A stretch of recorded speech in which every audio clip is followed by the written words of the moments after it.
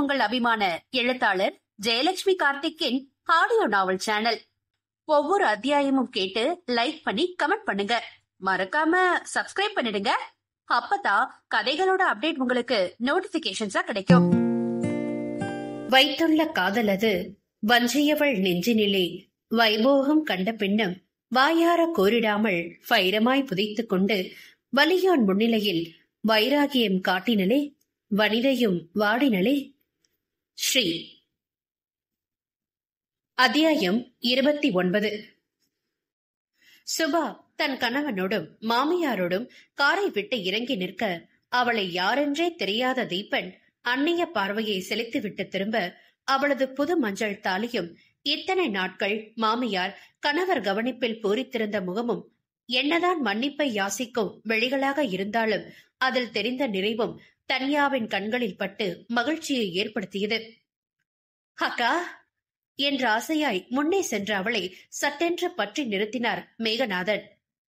எங்க வந்த என்று கர்ஜனையாக அவர் குரல் ஒலிக்க, சமந்தி உள்ள போய் பேசுவோமே என்று சுஷாந்தி தன்மையாக கேட்டார். அவர் முகத்தில் தெரிந்த அமைதியையும் மென்மையையும் கண்டபின் வாசலில் நிறுத்தி பேச மனம் வராமல் மேகநாதன் அசோக்கை பார்த்தார்.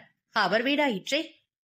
அசோக் நாதரின் தோளில் வலிக்காத வகையில் ஒரு அடி வைத்துவிட்டு உள்ளே நகர வீட்டின் மொத்த உறுப்பினர்களும் நுழையும் நேரத்தில் மற்றொரு காரில் நெரு, கிருஷ்ணன், நிகிலா கூடவே மரகதமும் வந்திறங்க அவரோடு அவர்களது பண்ணை பொருட்கள் வரிசை கட்டு இறங்கின. நிகிலா நளினியிடம் ஓட இடையில் புகுந்து அவளை அணைத்துக் கொண்டாள் தனு. அத்த என்று கொஞ்சியவள் இறங்கி பாட்டியிடம் தஞ்சமானாள். அங்கே அவளை தவிர ஒருவித கனத்த அமைதியில் அனைவரும் நிற்க நெருபாவுக்கு சுபாவை தெரியும் என்பதால் சூழ்நிலை அறிந்து அவளும் வேற எந்த பேச்சும் இல்லாமல் வீட்டிற்கு செல்ல ஆயத்தமானாள். இந்த புதிய வரவான மூவரை அறவே தெரியாத நபர்களாக அனிகா, வேலப்பன், மரகதம் இருக்க அவர்களோடு தீபனும் இணைந்து கொண்டான். உள்ளே பெரியவர்கள் அனைவரும் இருக்கையில் அமர சுஷாந்தியே முதலில் பேச்சை துவங்கினார். வீட்ல ஏதோ சந்தோஷமான விஷயம் பேச போறீங்க போல தெரியுது. நானும் சந்தோஷமான விஷயமா தான் வந்திருக்கேன். என் மருமகளை நான் ஏத்துக்கிட்டேன். நீங்களும் உங்க மகளா ஏத்துக்கிட்டா அவ ரொம்பவே சந்தோஷப்படுவா என்று பெரியவர்களுக்கே உரிய பாணியில் நல்லதை மட்டும் முன்னிலையில் வைத்து பேசினார். ரொம்ப சந்தோஷமா? உங்க மருமகளை பிடிச்சு போச்சுன்னா நீங்களே வீட்டுல வச்சுக்கோங்க. எங்க எதுக்கு கூட்டிட்டு வந்தீங்க? இங்க அவளுக்கு யார் இருக்கா என்று மேகநாதன் நக்கலாக கேட்க சுஷாந்தி மெல்லைய சிரிப்பை உதிர்த்தார். நியாயம்தான். உங்க கோபத்தை நானும் தப்பு சொல்ல மாட்டேன். ஆனா என்ன இருந்தாலும் நம்ம பிள்ளைங்க இல்லையா? நீர் அடிச்சு நீர் விலகுமா சொல்லுங்க என்று பொறுமையாக பேச, அப்பா மன்னிச்சிருக்குப்பா, நான் தெரியாம செஞ்சுட்டேன்னு சொல்ல மாட்டேன். தெரிஞ்சேதான் செஞ்சேன். உங்க மரியாதை கௌரவம் எதை பத்தி யோசிக்காம தான் செஞ்சுட்டேன். என்னோட வாழ்க்கை ஏன் முன்னேற்றம் இது மட்டுமே என் குறிக்கோளா இருந்தது என்று சுபஸ்ரீ கண்ணீர் விட, எப்படி மனசு வந்தது உனக்கு? எங்க எல்லாரையும் விடு. உன் பேச்சுக்கு மறு பேச்சு பேசாம அவளோட எந்த பொருளை நீ கேட்டாலும் கொடுத்துட்டு சந்தோஷமா சிரிப்பாளே உன் தங்கச்சி தனு. அவளை பத்தியோ அவ வாழ்க்கைய பத்தியோ கொஞ்சமாவது நினைச்சு பாத்தியாடி என்று தாயாய் வான்மதி கேட்க, தீபன் துணுக்குற்றவனாக மனைவியை ஏறிட்டான். அவளோ தவிப்பாய் தன் தமக்கையை பார்த்தபடி நின்றாள். அவளை பத்தி மட்டும் இல்ல சம்மதிமா, அவன் என் பையனை பத்தி கூட யோசிக்கல. அவ்வளவு அவசரம் காட்டி கல்யாணம் பண்ணிக்கிட்டதான் தப்புதான். ஆனா அதெல்லாம் முடிஞ்சு போச்சு. கடந்த காலம், சொல்ல போனா கசந்த காலம். இப்ப எல்லாரும் ஒன்னா இருக்கோம். இதே போல ஒரே குடும்பமா இருக்க எனக்கு ஆசை என்று சுஷாந்தி பேச, நீங்க அவளுக்கு இப்படி சப்போர்ட் பண்றீங்க? உங்களுக்கு தெரிஞ்சுதான் அந்த கல்யாணம் நடந்ததா என்று குரல் ஓங்க கத்திய மேகநாதன், ஓ உங்ககிட்ட வந்து எங்க வீட்டுல சொத்து இருக்குன்னு சொல்லி அவளுக்கு சாதகமா பேச சொன்னாலா? சொல்லிருப்பா. காசுக்காக நான் அவரை கல்யாணம் பண்ணிக்கிட்டேன்னு வாய் கோசாம சொல்ற இவ அப்படியும் சொல்லிருந்தானா ஆச்சரியப்படுறதுக்கு இல்ல என்று கடுமை காட்ட, நாதா என்று குரல் உயர்த்தி அடக்கினார் தில்லை. என்ன வாய்க்கு வந்ததை பேசிக்கிட்டு இருக்க? காசுக்காக வயசான ஆளை கட்டினாளா? ரெண்டாம் தரமா போனாளா? இல்ல தப்பான வழிய தேர்ந்தெடுத்தாளா? அவ வாழ்க்கைய வளமையாக்க பணம் உள்ள ஒரு துணைய, அதுவும் உண்மையா காதலிச்சுதானே கல்யாணம் பண்ணிருக்கா? பேசுறதுக்கு ஒரு அளவு இருக்குனாதா? உன் பக்கம் நியாயம் இருக்குனாலும் ஒரு பொண்ண தகாத மாதிரி பேசவா சொல்லி கொடுத்து நான் உன்னை வளர்த்தேன்? என் வளர்ப்ப அசிங்கப்படுத்தாதனாதா என்று காய்ந்தார். விடுங்கம்மா, அண்ணன் கோவத்துல தானே பேசுறாரு. உங்க பொண்ணு உங்ககிட்ட சொத்து இருக்கிறதா சொல்லி என்ன கூட்டிட்டு வரல என்றவர் அவரது கைப்பையிலிருந்து ஒரு காகிதத்தை எடுத்து மருமகளிடம் நீட்டினார். இது எங்க சொந்த ஊர்ல இருக்கிற எங்க வீட்டோட பத்திரம். எங்களுக்கு கிறிஷு ஒரே பையன். அவனுக்குதான் எங்க பணம், சொத்து எல்லாமே. பெருசா இல்லாம போனாலும் ஒண்ணுமே இல்லாமலும் இல்ல. அதனால என்று மருமகளிடம் திரும்பியவர், இத நீ என்கிட்ட நல்ல விதமா நடந்ததுக்காக கொடுக்கல சுபா. உண்மையிலேயே உன்னைய பொண்ணா நினைச்சுதான் கொடுக்கறேன் என்று அவள் கையில் திணித்து, நாங்க எந்த எதிர்பார்ப்போட வந்தோமோ அதுதான் எங்களுக்கு வேணும். நாங்க உங்க அன்பையும் உறவையும் தான் வேண்டி நிக்கிறோம். என் பையன் ஒரே பையனா போயிட்டான். அவனுக்கு மாமியார் வகையில மச்சினி சகலன்னு 2 பேர் இருக்கிறதே எனக்கு ரொம்ப ரொம்ப சந்தோஷம். ஆனா எந்த உறவும் ஒட்டி நின்னாதானே நிலைக்கும். எட்டி நின்னா என்ன பயன் என்று உறவின் முன்னதும் உணர்ந்து பேசினார் சுசாந்தி. சரியா சொன்னீங்க ஆண்டி என்று தன்யஸ்ரீ அவரிடம் கூறிவிட்டு, நீங்களும் என்னோட அத்தை மாதிரியே ரொம்ப ஸ்வீட் என்று நளினியிடம் சென்று நின்றாள். அனிகா ஏக்கமாக நளினியை கண்டாள். நடக்கும் கலைபரத்தில் இவர்கள் பேச்சை ஒருவரும் எடுக்கவில்லை.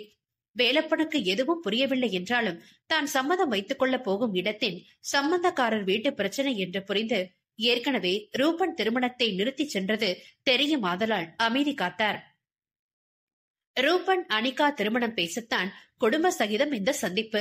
ஆனால் எதிர்பாராமல் சுபஸ்ரீ வந்துவிட அவளின் பிரச்சனையே இப்போது முன்னிலை வகித்தது. நளினி தன்யாவையும் அனிகாவையும் ஆளுக்கு ஒரு பக்கத்தில் நிறுத்தி கொண்டு, அனி, நீங்க கூட உங்க பொண்ணுக்காக பேசலனா எப்படி என்று வான்மதியிடம் கேட்க, அன்னைக்கு இவர் இருந்த நிலைமை உங்களுக்கு எல்லாம் மறந்து போகலாம் நீ. ஆனா என் வாழ்க்கையோட ஆதாரமே என் கணவர் தானே. இவர் செஞ்ச காரியத்தினால ஒருவேளை இவருக்கு ஏதாவது என்று சொல்ல கூட தெம்பில்லாமல் மடங்கி அமர்ந்தார் வான்மதி. சுபா அழுவாள், மன்னிப்பு வேண்டுவாள் என்று அனைவரும் அவளை பார்த்திருக்க, அப்பா என்ற அலறலோடு அசோக்கின் காலில் விழுந்தாள் ரூபன். அப்பா, நான் செஞ்சது தப்புப்பா, என்ன மன்னிக்காதீங்கப்பா, அடிச்சிருங்க, தண்டனை கொடுங்கப்பா. எனக்கு என்ன சொல்றதுன்னு தெரியலப்பா. ஆனா இப்ப அவங்க சொல்லும் போதுதான் அன்னைக்கு நான் உங்களை எந்த நிலையில நிறுத்திட்டு போனேன்னு புரியுதுப்பா. ஒருவேளை அன்னைக்கு தீபன் வராம போயிருந்தா, அந்த கல்யாணம் நடக்காம நின்று இருந்தா உங்களுக்கு எவ்வளவு பெரிய அவமானம் பாது. அடுத்தவங்க ஒரு சொல்ல இடம் தராம வாழ்த்தவங்கள ஒரு முன்னாடி தலைகுனிய வச்சிட்டேன்ப்பா, மன்னிச்சிருங்கப்பா என்று கதறினான்.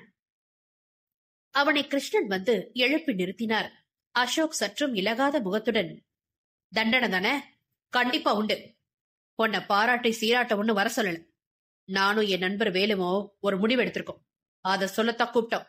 கொஞ்சம் பொறு, நாதன் வீட்டு விஷயம் முடியட்டும். உன்னோடது முடிவான ஒண்ணுதான். அதனால அப்படி ஓரமா போய் நில்லு என்று ரூபனை விட்டு தள்ளி சென்றார். அசோக்கின் பேச்சும் முடிவும் புரியாமல் மீண்டும் அனிகா கண்ணீரை சொரிந்தாள். அவளை ஆதரவாக பற்றிய தனு, பொண்ணுல்ல அனிகா, எல்லாமே சரியா போயிடும், பொறுமையா இருங்க என்று சொல்லிவிட்டு நிமிர, அங்கே அவளை குழம்பிய முகத்தோடு பார்த்த தீபனை கண்டு சிரிப்பை அடக்க முடியாமல் நின்ற தனு, என்ன தீபன், சொந்த வீட்டுக்கே விருந்தாளி மாதிரி வந்தா ஒண்ணுமே புரியாது. இனியாவது தொழில் வேலைன்னு சாக்கு சொல்லாம அப்பப்ப வீட்டு பக்கம் வந்துட்டு போங்க. அப்பதான் மாமனார் யாரு குழந்தையா யாருன்னு தெரியும் என்று கிண்டல் அடிக்க, இந்த ரணகலத்திலையும் உன் சேட்டு அடங்கல பத்தியா என்று நளினி அவளின் முதுகில் ஒன்று வைத்தவர், போ, உன் அப்பாவை சமாதானம் பண்ணு என்று சொல்ல, யார் நானா? அவர்கிட்ட சேர்ந்தது போல 4 வார்த்தை பேசவே திணறும், இதுல அவரை எதிர்த்து வேற பேசணுமா என்று ஜகா வாங்கிய தன்யாவை கண்டு சிரித்தார் நளினி. பாயெல்லாம் என் பையன் கிட்ட மட்டும்தானா, நீ அப்ப டம்மி பீசா என்று அவளை சீண்ட, யார பார்த்து என்ன வார்த்தை சொன்னீங்க என்று உணர்ச்சி பொங்க கேட்டுவிட்டு, இப்படி உண்மையை சொன்னா நான் என்ன செய்வேன் என்று பாவமாக முகத்தை மாற்றி, என்னால முடிஞ்ச வரைக்கும் அக்காவே பேசுறதுக்கு பாயிண்ட் எடுத்து கொடுத்திருக்கேன், கூடவே இங்க வரவும் வச்சிருக்கேன், இவ்வளவுதான் என்னால செய்ய முடியும், அவளா பேசினாதான் சரியா வரும் என்று சட்டென்று சீரியஸான குரலில் பேசினாள் தன்யா. அதற்குள் அவள் கையை பற்றி முற்றத்தின் ஓரத்திற்கு அழைத்து சென்று தீபன் அவளை இறுக அணைத்தான். வீட்டில் யார் என்ன நினைப்பார்கள் என்று யோசிக்கவெல்லாம் அவனுக்கு தோன்றவில்லை.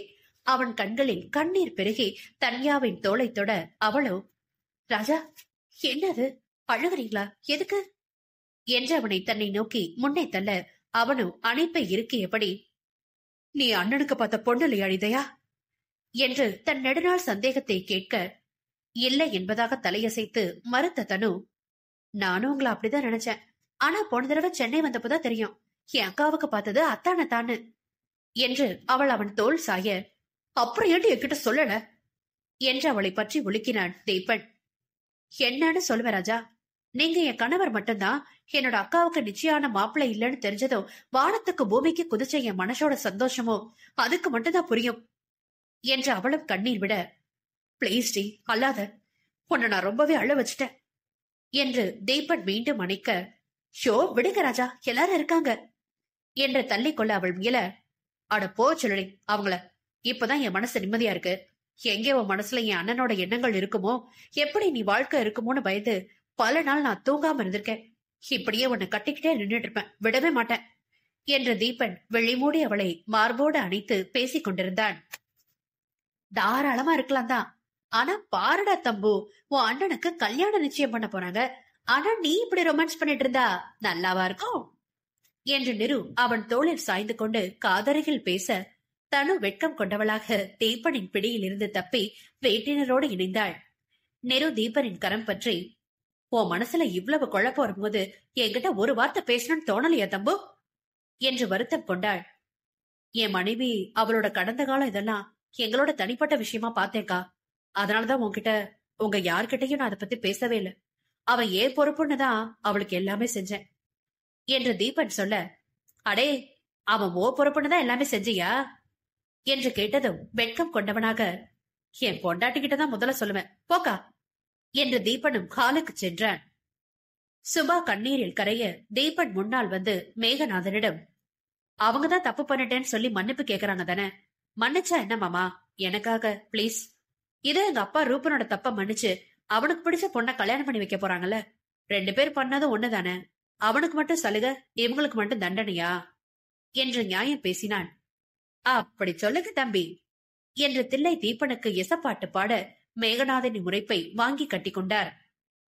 நாங்களும் அதேதான் நினைக்கிறோம் என்று நிருபம் கிருஷ்ணனும் வர, கிருஷ்ணன் வீட்டின் மருமகனாக நின்று, ரூபன் வெளியில போனாலும் கல்யாணம் பண்ணிக்கல, அந்த பொண்ணு பண்ணிக்கிட்டா, இது மட்டும்தான் வித்தியாசம். அதனால 1-2 ஜோடியை ஏத்துக்கோங்களேன், இல்லைன்னா 2 ஜோடியும் அனுப்பி விடுங்க என்று கராராக சொன்னார். மேகநாதன் யோசனையில் ஆழ்ந்தார். அவருக்கு முன் வந்த சுசாந்தி, நான் உங்க பொண்ணுக்காக வாக்குறுதி கொடுக்கறேன். அவங்க 2 பேர் வாழ்க்கையில எல்லா நிலையிலையும் என் பையனோட நான் இருக்கிறது மாதிரியே நீங்களும் உங்க மக கூட இருக்கணும். ஏன் இப்படி சொல்றேன்னு நீங்க யோசிக்கலாம். உங்க பொண்ணு அம்மா ஆக போறா. இப்ப நாம நம்ம பிள்ளைகள் மேல கோவப்படலாம், ஆனா நம்ம பேர குழந்தைய சுமக்கிற பொண்ணுகிட்ட கண்டிப்பா கோபம் காட்டக்கூடாதுல. எனக்காக உங்க பொண்ணுக்காக இல்லாம போனாலும் வரப்போற அடுத்த சந்ததிக்காக நாம நம்ம பிள்ளைகளை ஏத்துக்கத்தான் வேணும் என்று சொல்ல, இத்தனை நேரம் கோப முகம் காட்டிய வான்மதி, சுபா என்று தன் மகள் மேல் பாசம் ஊற்றெடுக்க ஓடிச் சென்று அணைத்துக் கொண்டார். மேகநாதனும் அமைதியாக கிருஷை அழைத்து அவனை பற்றி விசாரித்து அறிந்து கொள்ள தீபனுக்கு அருகில் வந்த தனு, எப்படி என் பிளான் என்று இல்லாத காலரை தூக்கிவிட, என்னடி உன் பிளான்? உன் அக்கா மாசமா இருக்கிறதாலதான் உன் அப்பா அமைதியா இருக்காரு என்று சொல்ல, அந்த கர்ப்ப ஐடியா என்னோடது. அக்கா உண்மையில கர்ப்பமான்னு தெரியல, ஆனா அப்படி சொன்னா அப்பா அம்மா 2 பேரும் சேர்ந்துருவாங்கன்னு சொன்னேன், அதான் நடந்திருக்கு என்று பெருமையாய் சொன்னவள் சுபாவிடம் கண்களால், உண்மையா என்று வினவ, அவள் ஆம் என்று தலையை செய்ததும், உண்மையா ராஜா என்று அவனை அணைத்தாள் தன்யா. இவர்களின் நெருக்கத்தை கண்ட தில்லை மனதில் நிம்மதி பெருக, எங்க இவ வாழ்க்கை வீணா போயிடுமோன்னு இத்தனை நாள் இருந்த பயத்துக்கு 2 பேரோட அந்யோன்யமான பார்வை பரிமாற்றம் இதம்மா இருக்கு என்று நினைத்துக் கொண்டு நகர்ந்தார். சரி, முக்கியமான விஷயத்துக்கு போவோம் என்று வேலப்பன் சொல்ல, மீண்டும் வீட்டிற்குள் நிசப்தம். எனக்கு என் பொண்ணு பண்ணது பிடிக்கல, ஆனாலும் அவ விரும்பின பையனுக்கே அவளை கல்யாணம் பண்ணி கொடுக்க எங்களுக்கு சம்பந்தம். ஆனா இனி நாங்களா பேசுறது வரைக்கும் அவங்க எங்க கூட பேச வேண்டாம், மனசு சமாதானம் ஆகட்டும் என்று பேசிவிட்டு நகர, அசோக்கும் அதே விஷயத்தை சொல்லி பெரியவர்களுக்கு இதையெல்லாம் ஜீரணிக்க கால அவகாசம் கேட்டுக்கொண்டு அடுத்த முகூர்த்தத்தில் அவர்களுக்கான நிச்சயதார்த்த விழாவை ஏற்பாடு செய்ய ஆவண செய்ய துவங்கினர். பெரியவர்கள் வேலைகளை பங்கு போட்டுக் கொண்டு செய்ய இளையவர்கள் அரட்டை கச்சேரியில் இணைந்தனர். இந்த அத்தியாயத்தை கேட்டு மகிழ்ந்தீர்களா? அடுத்த அத்தியாயத்தில் உங்களை சந்திக்கிறோம். மறக்காம உங்களைப் போலவே கதை கேட்க விரும்பும் வாசகருக்கு வீடியோவை ஷேர் பண்ணுங்க.